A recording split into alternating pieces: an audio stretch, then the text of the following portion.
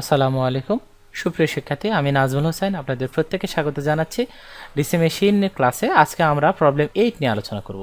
তো শুরুতে যারা আমার চ্যানেলটি সাবস্ক্রাইব করেননি দয়া করে সাবস্ক্রাইব করে ফেলুন এবং বেল বাটনটা অন করে রাখুন যাতে পরবর্তী ভিডিওটা আপনারা পেতে পারেন। তো ঠিক আছে, চলেন যাই, আমরা প্রবলেম 8-এ চলে যাই। আজকে আমরা প্রবলেম 8 একবার পড়ে নিই। 10 কিলোওয়াট 200 ভোল্ট 4 পোল একটি জেনারেটর 1200 আরপিএমে ঘুরে এবং ফুল লোড সরবরাহ করে। এর আর্মেচারে ল্যাব সংযুক্ত 500টি পরিবাহী আছে। Full load copper loss 500 watt.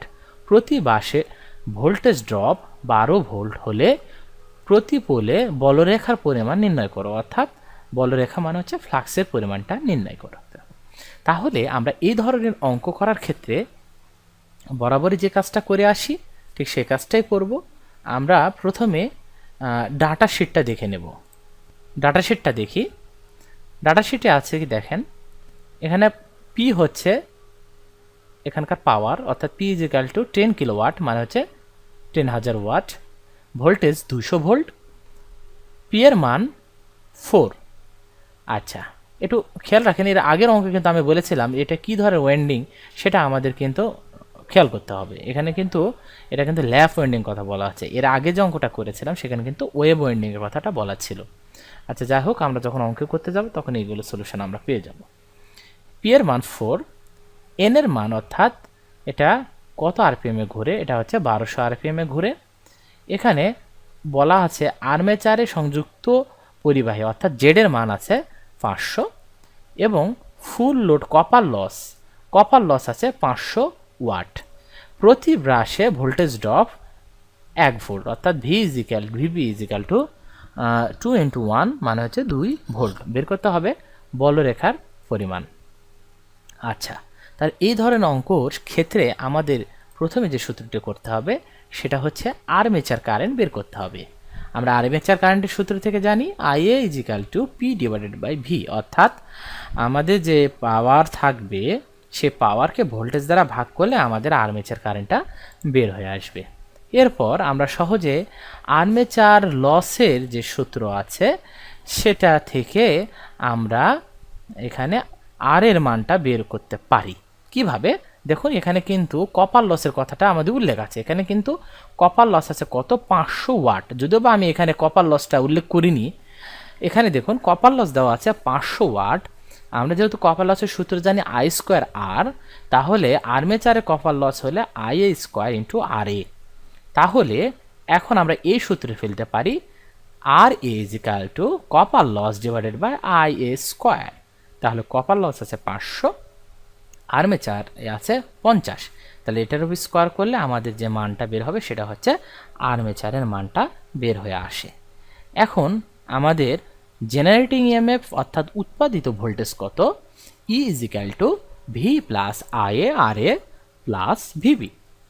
এই সূত্রটা আমরা জানি। আমরা এ পর্যন্ত যারা এই ক্লাসগুলো করে এসেছি, প্রথম থেকে যে ক্লাসগুলো আমরা করে এসেছি, আমরা সকলে এই সূত্রটার সাথে পরিচিত। এখন আমরা শুধুমাত্র এই মানগুলো আমরা এখানে বসিয়ে দিলাম, অর্থাৎ ভি এর মান 200 প্লাস এটা হচ্ছে IA মানে হচ্ছে এই 50 আর এই আর এর মান হচ্ছে এই 0.2 ওহম। আর এখানে 2 ব্যবহার করা হলো এইখান থেকে। দেখুন এখানে ভোল্টেজ ড্রপ 1, তাহলে ব্রাশে একটা ভোল্টেজ, যেহেতু 2টা ব্রাশ তাহলে 2 ভোল্ট, তাই এই 2 ভোল্ট করলে আমাদের এখানে উৎপাদিত ইএমএফের সূত্র উৎপাদিত ইএমএফের সূত্র থেকে আমরা পাই 212 ভোল্ট। আমাদের বের করতে হবে এই ফ্লাক্সের মান। যেহেতু আমি এর মানটা পেয়ে গিয়েছি, এখন আমরা আগে যে সূত্রটা করেছিলাম সেই সূত্র দেখি।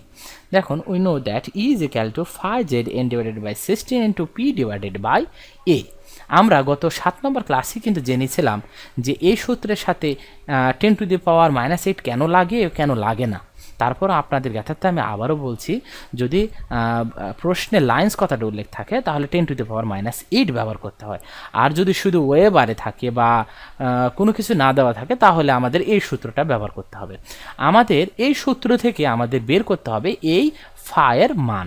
তাহলে আমরা সূত্রটাকে এভাবে লিখতে পারি না, E into 16 divided by Z into N divided by, এখানে একটু খেয়াল করেন, P divided by A।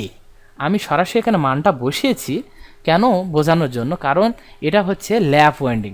Lap winding ক্ষেত্রে যেটাই পি সেটাই হচ্ছে এর মান, তাই এখানে পি এর মান এবং এর মানটা দিয়ে দিয়েছি।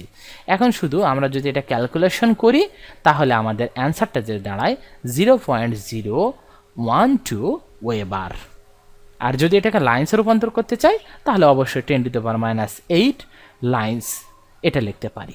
আশা করি আপনারা এই প্রশ্নের উত্তরটা বুঝতে পেরেছেন। তো সকলকে ধন্যবাদ জানাচ্ছি আজকের আমার ক্লাসটা করার জন্য, এবং পরবর্তী ক্লাসের আমন্ত্রণ জানিয়ে এখানে শেষ করছি। সবাই ভালো থাকবেন। আসসালামু আলাইকুম।